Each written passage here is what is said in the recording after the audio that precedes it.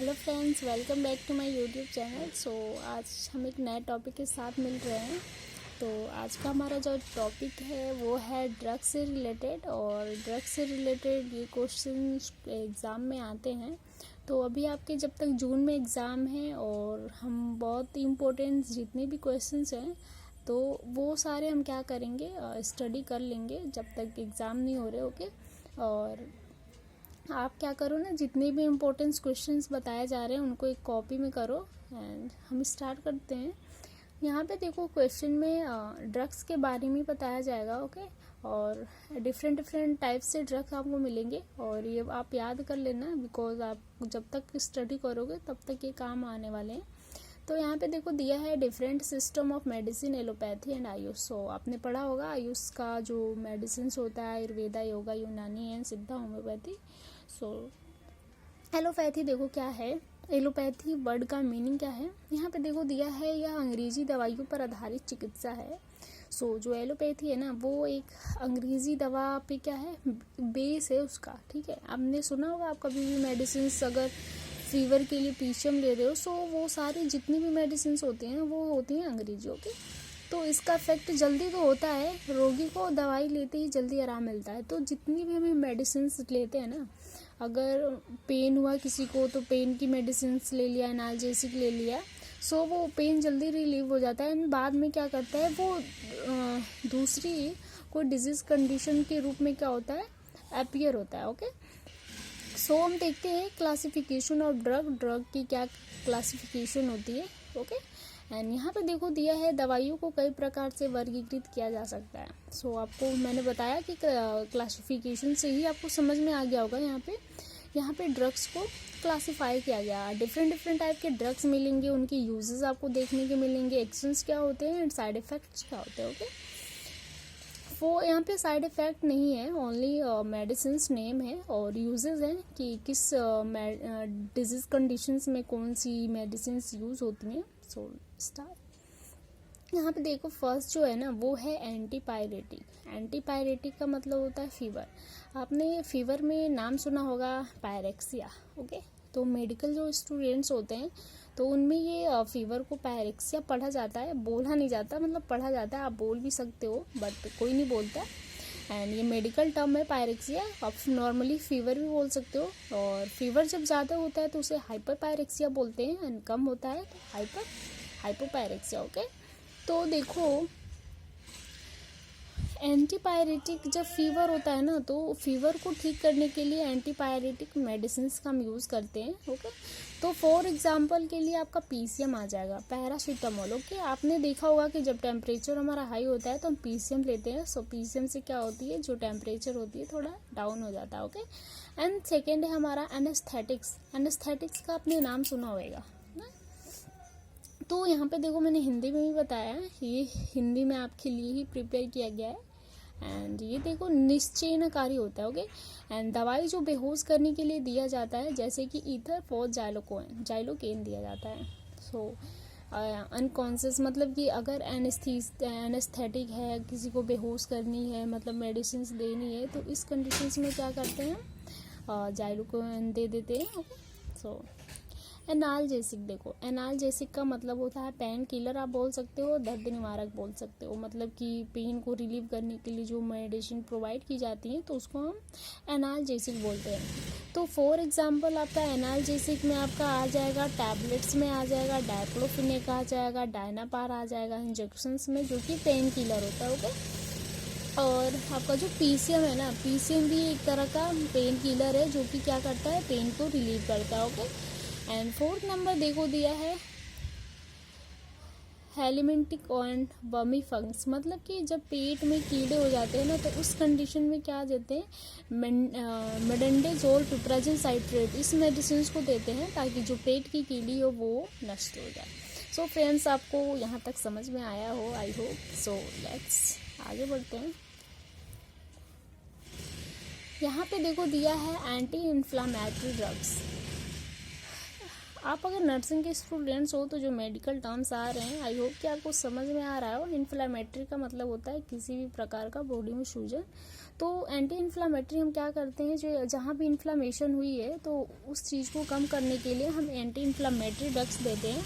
तो आप ड्रग में देखो दिया है फेनिलब्यूटाजोल, एक मेन हमारा ड्रग है जो कि इन्फ्लामेटरी ड्रग है, तो आप यहाँ से नाम याद कर सकते हो।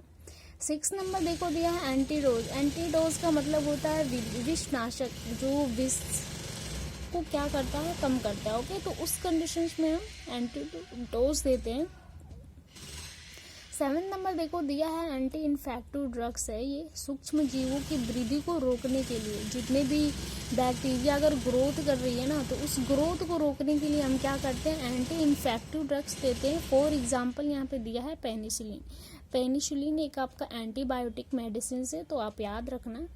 अब देखो यहाँ पे आता है एंटासिड। ओके, अगर हमारे बॉडी में, अगर हमारे गैस्ट्रिक में मतलब कि किसी भी प्रकार का गैस्ट्राइटिक्स मतलब कंडीशंस हो गई हैं, गैस बन रहे हैं, तो इस कंडीशंस में magnesium trisilicate aluminium hydroxide drugs क्या करते हैं, प्रोवाइड करते हैं। ओके, 9 नंबर देखो दिया है एंटी कन्वर्जेंट, मतलब कि आक्षेपरोधी। अगर आपको सीजर्स आते हैं, सीजर्स मतलब आपको पता होगा मिर्गी, यहाँ पे देख सकते हो मिर्गी के इलाज के लिए तो सीजर्स आते हैं, तो उस कंडीशन में, सीजर वाली कंडीशन में हम क्या करते हैं, फिनोबार्बिटोन देते हैं, डाइलेंटिक सोडियम इत्यादि देते हैं ताकि सीजर वाली कंडीशन ठीक हो सके। ओके, एंड यहाँ पे देखो दिया है एंटीबायोटिक। एंटीबायोटिक का मतलब होता है एंटीबैक्टीरियल, जो बैक्टीरिया जो हमारी बॉडी में ग्रोथ कर रही हैं या फिर बढ़ रही हैं तो उनको ख़त्म करने के लिए एंटीबैक्टीरियल मेडिसिन प्रोवाइड की जा सकती हैं। तो यहाँ पे देखो बहुत सारे एंटीबायोटिक्स के मेडिसिन मिल जाएंगे।